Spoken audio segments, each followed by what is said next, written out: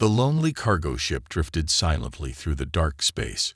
Its pilot, Jake Wilson, had been making these supply runs for 3 years now. He was a tall man with tired eyes and messy brown hair. The job wasn't exciting, but it paid well enough. Jake was checking his usual route when a strange sound came from his ship's computer. At first, he thought it was just space static, the usual noise that came from the empty parts of space. But this was different. It was a pattern. Emergency. Help. Station. The broken message repeated over and over. Jake looked at his navigation screen. The signal was coming from an old space station about 30 minutes away. It wasn't on any of his maps, which was strange. He knew he should ignore it and continue his delivery route, but something about the weak signal made him curious. Computer, change course to follow that signal, Jake ordered. His small ship turned slowly toward the mysterious station. As he got closer, the station came into view. It was huge but dark, with only a few lights blinking weakly. The station looked abandoned, like a ghost ship floating in space. Its walls were marked with strange symbols Jake had never seen before. Jake docked his ship carefully at one of the empty ports. The station's computer systems still worked enough to let him in. He put on his spacesuit, checked his oxygen levels, and grabbed his flashlight. His heart was beating faster now. He had no idea what he would find inside. The airlock opened with a loud hiss. Jake stepped into a dark corridor. His flashlight beam showed dusty floors and walls. There were papers scattered everywhere, like someone had left in a hurry. The air felt cold and stale. As he walked deeper into the station, Jake found more strange things. There were broken glass containers in some rooms. Others had weird machines he didn't recognize. Everything was covered in a thick layer of dust, except for some fresh footprints on the floor. "Someone's been here recently," Jake whispered to himself. He followed the footprints carefully. They led him to a large room filled with laboratory equipment. Tables with straps on them lined the walls. Strange tools hung from the ceiling. Jake's stomach turned as he realized this wasn't a normal research station. This was something much darker. That's when he heard it. A soft, rattling sound, like metal chains moving against metal floor. It was coming from behind a heavy door at the end of the room. Jake's hand shook as he pushed the door open. His flashlight beam cut through the darkness, and what he saw made him freeze. In the corner of the room, chained to the wall, was a woman, but she wasn't human. Her skin had a slight blue tint, and there were marking patterns all over her arms. She looked like she had been beautiful once, but now she was thin and covered in scars. Her long silver hair was matted and dirty. She raised her head slowly, squinting at his light. Her eyes were the most striking thing about her. They were completely silver, like mirrors, but filled with intelligence and fear. Jake took a step closer, his heart pounding. "It's okay," he said softly. "I'm not going to hurt you." The alien woman watched him carefully. Chains rattled as she moved slightly, trying to get a better look at him. Jake could see that the chains were connected to heavy metal cuffs around her wrists and ankles. They had left deep marks on her skin. "I'm here to help," Jake said, moving closer. He noticed more scars on her body. Some looked like surgical cuts, others like burns. Someone had been experimenting on her. Just then, the station's emergency lights suddenly came on, filling the room with a red glow. In the better light, Jake could see tears in the woman's silver eyes. She opened her mouth and, to Jake's complete surprise, spoke in perfect English. "Please, don't leave me here. They'll come back soon." Her voice was weak but clear. Before Jake could respond, a loud alarm started blaring through the station. Emergency lights began flashing everywhere. The woman's silver eyes went wide with terror. "They're coming back," she whispered. "Please, help me." Jake looked at the door, then back at the chained woman. He had to make a choice right now: run back to his ship or try to save her. The alarm kept screaming, and somewhere in the station, heavy doors were starting to open. Jake's hands moved quickly over the chains. His heart was pounding with each wail of the alarm, but he couldn't leave her here. Not like this. Not after seeing what they'd done to her.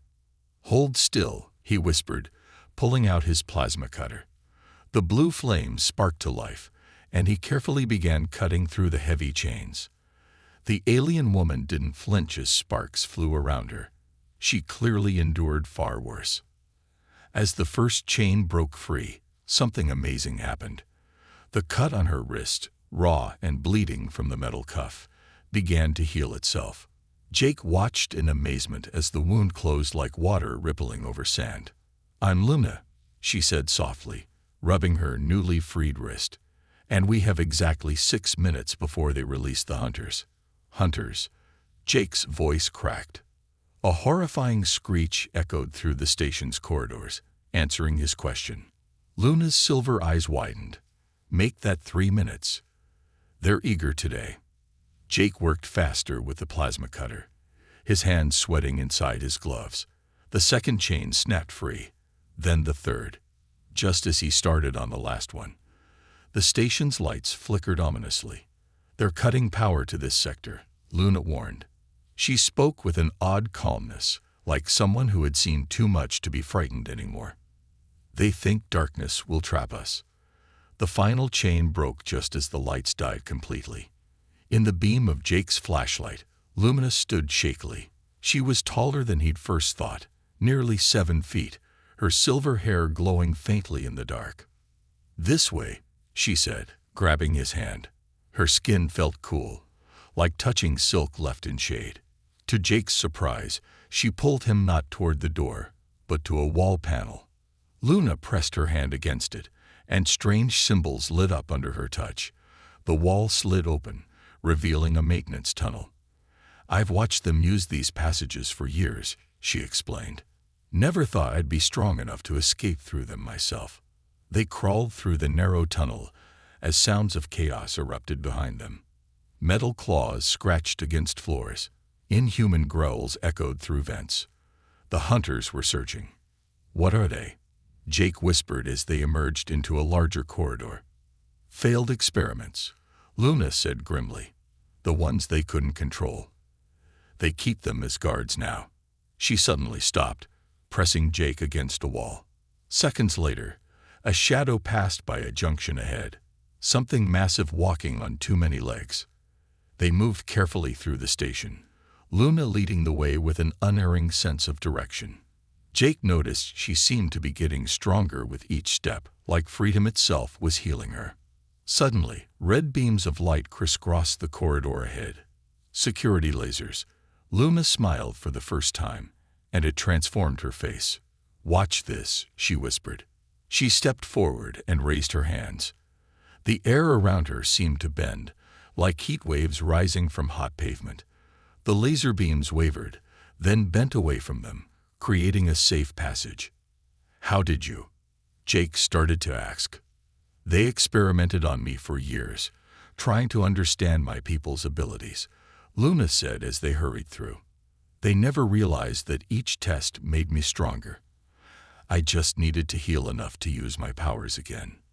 They were almost to the docking bay when a horrifying sight stopped them cold. One of the hunters stood between them and Jake's ship. It was huge, at least 10 feet tall, with too many arms and glowing red eyes. Its skin looked like black metal, and rows of sharp teeth filled its mouth. Luna stepped forward, her silver hair floating as if in a breeze that wasn't there. "I've wanted to meet you face to face," she said to the creature. Her voice had changed, carrying a strange resonance that made Jake's teeth vibrate. The hunter charged, its metal claws extended. Luna raised her hands, and the air itself seemed to crystallize between them.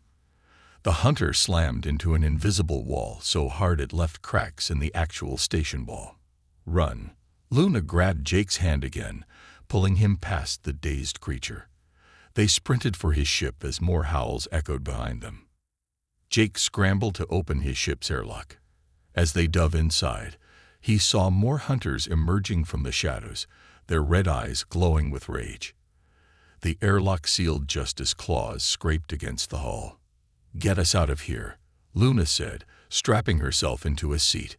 Her silver eyes were glowing brighter now, and strange patterns of light seemed to move under her skin. Jake fired up the engines, his hands flying over the controls. As they pulled away from the station, emergency bulkheads began closing, trying to trap them.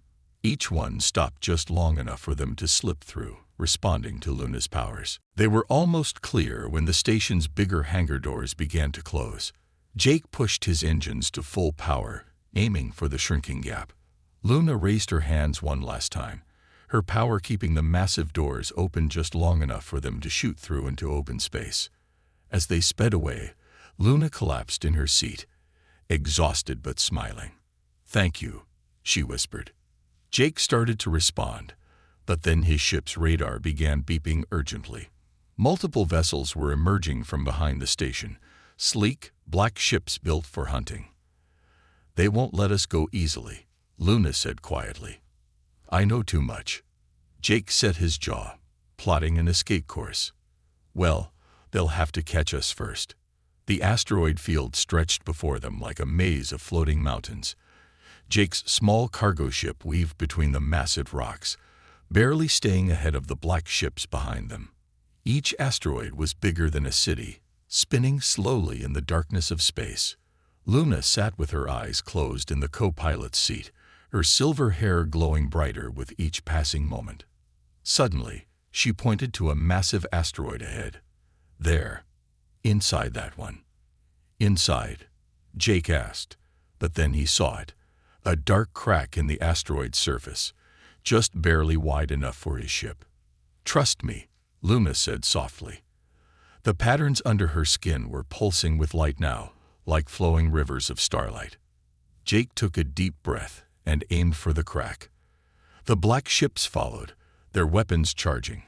Just as they fired, Jake's ship slipped into the narrow opening. The energy blasts hit the asteroid instead, causing a rain of rocks that sealed the entrance behind them. Inside was something Jake had never seen before, a hollow space within the asteroid, its walls glittering with strange crystals that gave off a soft blue light. He landed the ship on a relatively flat area. "We'll be safe here for a while," Luna said, finally relaxing. "The crystals will hide our ship's energy signature. It's like what you would call a storm shelter, but for space." Jake turned to her. "I think it's time you told me what's really going on. Who are you? Why were they keeping you prisoner?" Luna's silver eyes seemed to look through him, as if seeing something far away. "My people are called the Lumini. We came from a world where light itself is alive." As she spoke, the patterns under her skin formed beautiful, shifting constellations. 3 years ago, I was part of a first contact mission to meet humans secretly, to see if your species was ready for interaction with ours. But these scientists, they called themselves the Evolution Institute. They detected our ship. They were obsessed with advancing human evolution. When they discovered our ability to heal and manipulate energy, her voice trailed off, and the glowing patterns dimmed. Jake reached out and gently touched her hand. It felt like touching starlight given form. Luna continued, her voice stronger. "They thought they could extract our abilities, give them to humans. Every test, every cut, every burn. They were trying to understand how we channeled the living light that flows through us. But they didn't understand. Our powers aren't just biological. They're connected to our souls."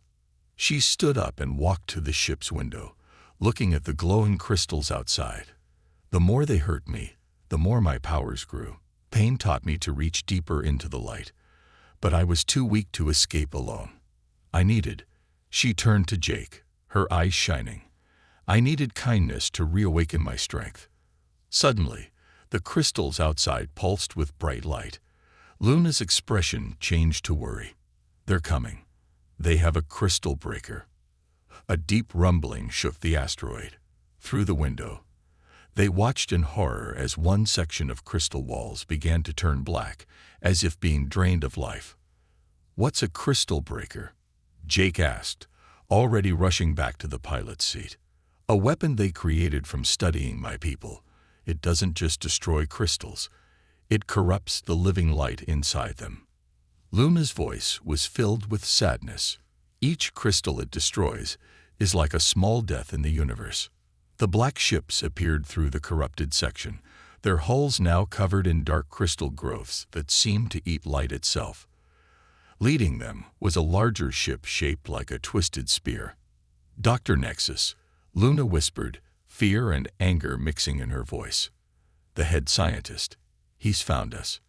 Jake started the ship's engines, but Luna put a hand on his arm. "Wait, there's something you need to know first." She placed her other hand on the ship's control panel, and suddenly the entire cockpit lit up with flowing patterns of light, like the ones under her skin. "What are you doing?" Jake asked in amazement. "Giving your ship a gift. My people don't just heal ourselves. We can heal and enhance machines too. Your ship will need it for what comes next." Her silver hair floated as energy flowed from her into the ship's systems. The control panels transformed, crystals growing across them like beautiful frost patterns. The ship's metal groaned and shifted, its hull taking on a slightly iridescent sheen. "Now," Luna said, her eyes glowing like twin stars, "let me show you how my people really fly."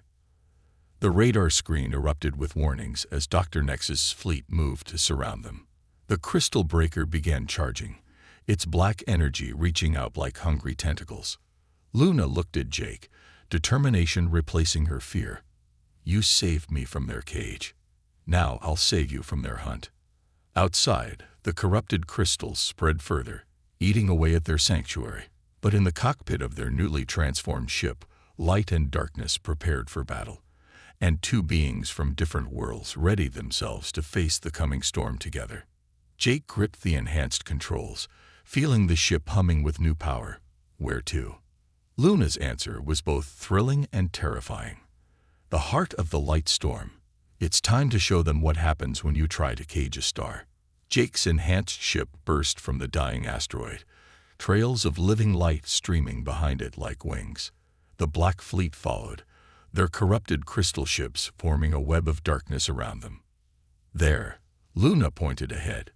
In the distance, a massive cloud of swirling light pulsed like a living rainbow. The light storm, a piece of my homeworld that followed me through space. Dr. Nexus's voice crackled over their radio, cold and mechanical. "Subject Luna, your data is too valuable to lose. Surrender, and I promise to make your future tests less painful." Luna's silver eyes flashed with anger.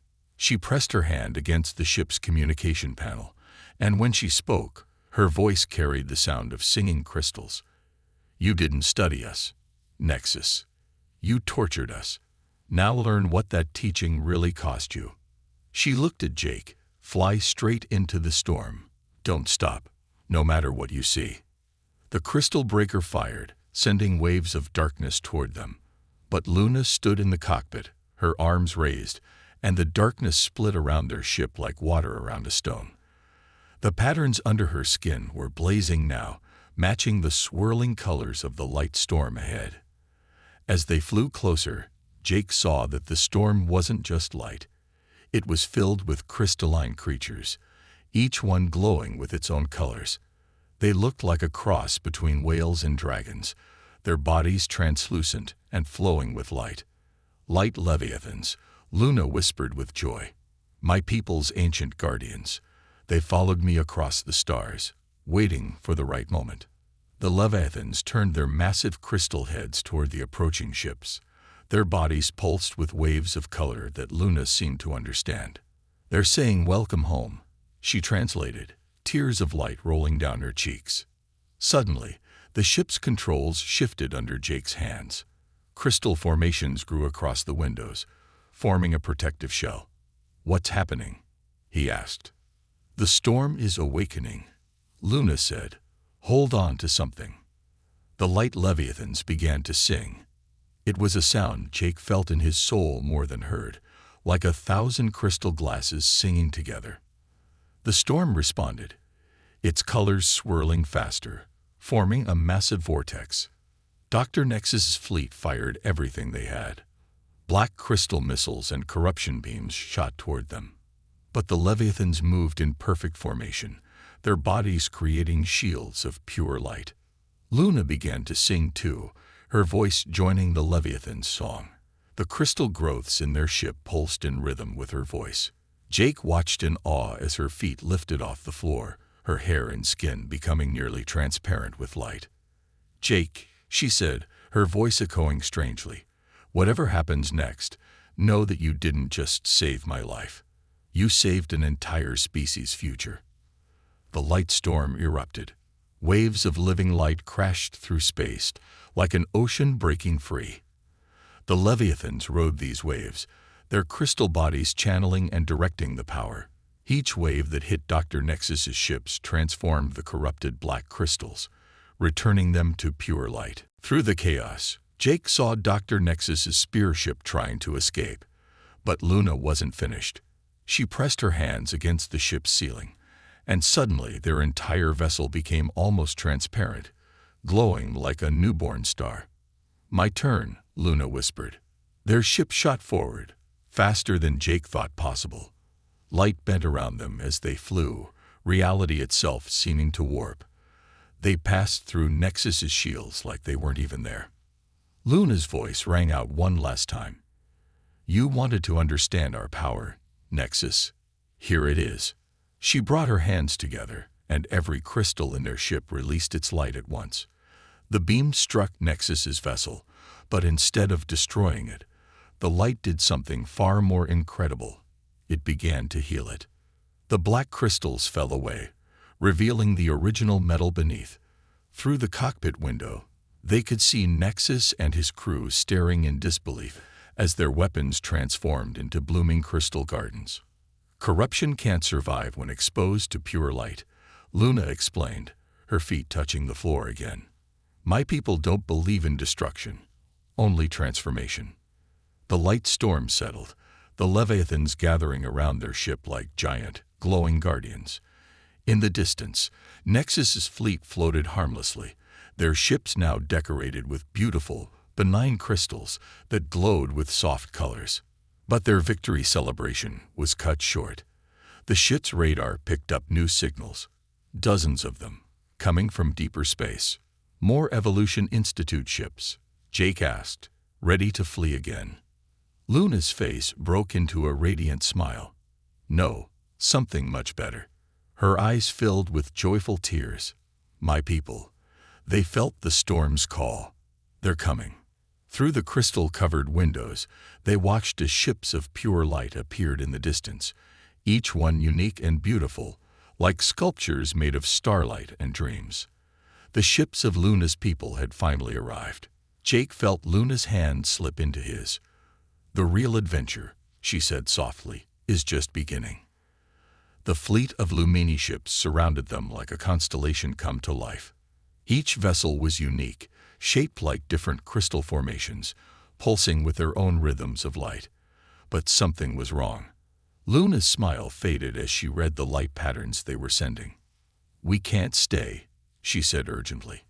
"The Evolution Institute wasn't working alone. They have allies coming, beings from the dark space between galaxies.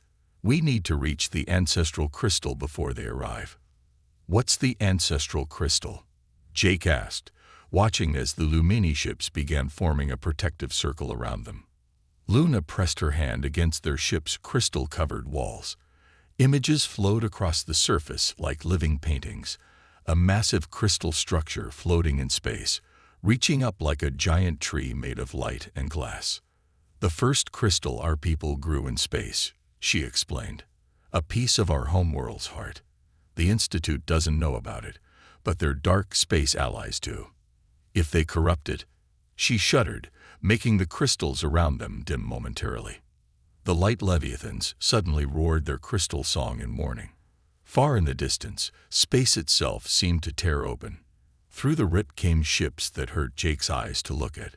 They seemed to be made of living shadows, absorbing all light around them.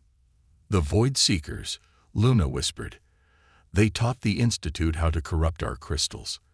They feed on corrupted light." The Lumini fleet moved as one, creating a barrier of light between the dark ships and Jake's vessel. One Lumini ship, larger than the others and shaped like a blooming crystal flower, opened a docking bay for them.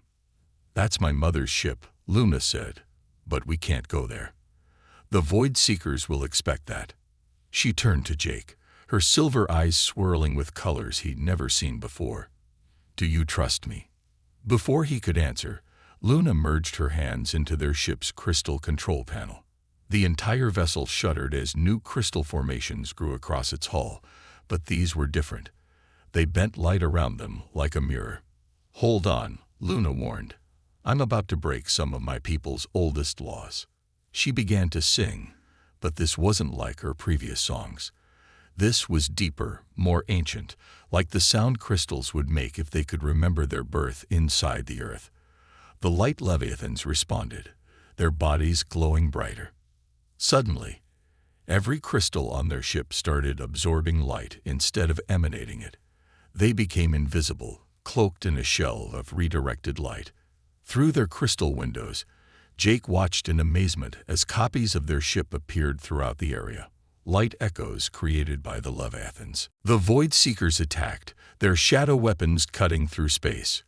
But they couldn't tell which ship was real. The Lumini fleet used this confusion to their advantage, each ship releasing bursts of pure light that forced the shadow ships back. "Now," Loomis said, her voice strained from maintaining their cloak, "we find the path between." She guided their invisible ship away from the battle, but they weren't flying through normal space anymore. The crystals covering their ship had created what Luna called a light tunnel. They were traveling through the space between light rays themselves. Through the crystal windows, Jake saw impossible things. Light waves frozen in mid-motion, colors that had no names, and geometric patterns that seemed to be the building blocks of reality itself. "My people built the ancestral crystal at a special point in space," Luma explained as they traveled, "where light from 1,000 galaxies intersects. The Void Seekers want to corrupt that junction point to spread darkness across all those galaxies at once."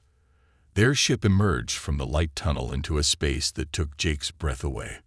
The ancestral crystal floated before them, impossibly huge. It wasn't just one crystal. It was billions of them, grown together into a structure that looked like a combination of a tree, a city, and a mountain. Light from countless galaxies flowed through it, making it shimmer with every color imaginable. But they weren't alone. Dark ships were already there, attaching corruption devices to the crystal's lower branches. Each corrupted area spread darkness like an infection, turning the beautiful crystal black. Luna stood up, her body starting to transform. Light poured from her skin as crystal formations grew across her arms and legs. "The Institute didn't just experiment on me," she said, her voice resonating with power. "They accidentally taught me how to do something my people thought was impossible." Her transformation continued until she was a being of pure crystal and light, pulsing with the same energy as the ancestral crystal. "They taught me how to become one with the crystal heart of my people." She looked at Jake, her now fully crystalline face somehow still expressing emotion. "Land on that clear platform." She pointed to an uncorrupted area of the crystal.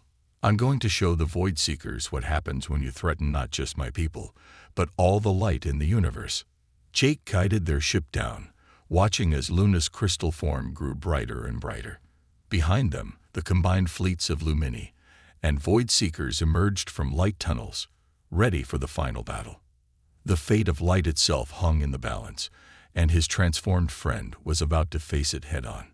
"Just promise me one thing," Jake said as they landed. "Don't forget who you are in there."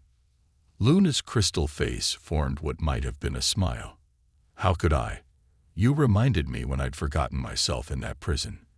Now it's time to remind everyone else what light can really do." She stepped toward the ship's airlock, her crystalline body humming with power. "The real question, Jake, is are you ready to help me save not just one world, but every world that light touches?" Jake looked at his ship's crystal-covered controls, then at the battle beginning to rage around the ancestral crystal. "I didn't come this far to stop now." The airlock opened to an environment like nothing he'd ever seen. a battlefield where light and shadow prepared to decide the fate of countless galaxies, and at its center, a crystal being who used to be his friend waited to show both sides what transformation truly meant. Jake stood beside Luna's crystalline form on the surface of the ancestral crystal. Every step they took sent ripples of light through the massive structure. Above them, shadow ships battled with the Lumini fleet, their weapons cutting dark swaths through space itself. Luna raised her crystal arms, and Jake watched in amazement as she began to merge with the ancestral crystal surface. "What I'm about to show you," her voice echoed through the crystal beneath their feet, "no one has seen since the birth of the first stars." Suddenly, every crystal around them started resonating with ancient memories. Jake saw visions in the light, the first Lumini emerging from pure energy, learning to craft bodies of crystal and light, spreading across the galaxies as guardians of illumination. But the Void Seekers had their own memories to share. As their shadow ships descended, they released clouds of dark energy that showed another history. Beings born in the endless dark between galaxies, watching the light spread, feeling their realm of darkness shrink, growing bitter and hungry. "They're not evil." Luna's voice came from everywhere and nowhere. "They're afraid, just like the humans who caged me. Fear of extinction makes beings do terrible things." The corruption devices on the lower branches of the ancestral crystal pulsed, sending waves of darkness upward. But where the darkness touched Luna's crystalline body, something unexpected happened. Instead of corrupting, it transformed. Luna had become a bridge between light and dark, her body glowing with a new kind of energy. Patterns of shadow and light danced across her crystal surface, forming beautiful, impossible geometries. "I understand now," she said, her voice filled with wonder. "The Institute's experiments didn't just teach me about pain. They taught me about balance." She began to sing, but this wasn't like any of her previous songs. This was the song of creation itself, light and dark, woven together in perfect harmony. The light leviathans heard it and added their voices, their crystal bodies resonating with both light and shadow. The Void Seekers stopped their attack, transfixed by the song. From Luna's crystalline form, tendrils of combined light and shadow reached out, touching each corruption device. But instead of destroying them, she transformed them into something new, crystals that contained both light and darkness, pulsing with balanced energy. For too long, Luna's voice rang out to all who could hear. "We thought light and dark must fight for dominance. But look at what we can create together." Where the transformed crystals touched the ancestral crystal, new growths appeared. These weren't the pure light crystals of the Lumini, nor the void dark structures of their enemies. These were twilight crystals, containing the wisdom of both realms. Dr. Nexus's voice crackled through space, his ship appearing from behind a shadow vessel. "Impossible. The experiments were meant to harness power. Not this. You wanted evolution." Luna replied, her crystal body now a swirling galaxy of light and shadow. "Watch true evolution happen." She reached out with tendrils of twilight energy, touching both Lumini and shadow ships. Where they connected, the vessels transformed. The Lumini ships gained streaks of beautiful darkness like starless space, while the shadow ships became adorned with points of light like countless stars. Jake felt the crystal surface beneath his feet changing too. The ancestral crystal was becoming something greater, a living library of both light and dark, a place where opposites could meet and create something new. But not everyone welcomed the change. A group of shadow ships, led by their ancient commander, charged their darkest weapons. At the same time, some Lumini vessels, unable to accept the merger with darkness, prepared to unleash their most powerful light. Luna turned to Jake, half of her crystal face glowing, the other half swirling with sacred darkness. "I need your help for what comes next. The balance between light and dark is powerful, but it needs something else, something human." "What could I possibly add to this?" Jake asked, gesturing at the cosmic forces swirling around them. Luna's crystal hand touched his chest, right above his heart. "Hope," she said simply. "The ability to see past ancient fears and hatred. The courage to reach out to those who have hurt you. Humanity's greatest gift is your capacity for change." The opposing ships fired their weapons. Time seemed to slow as beams of pure light and absolute darkness rushed toward the ancestral crystal.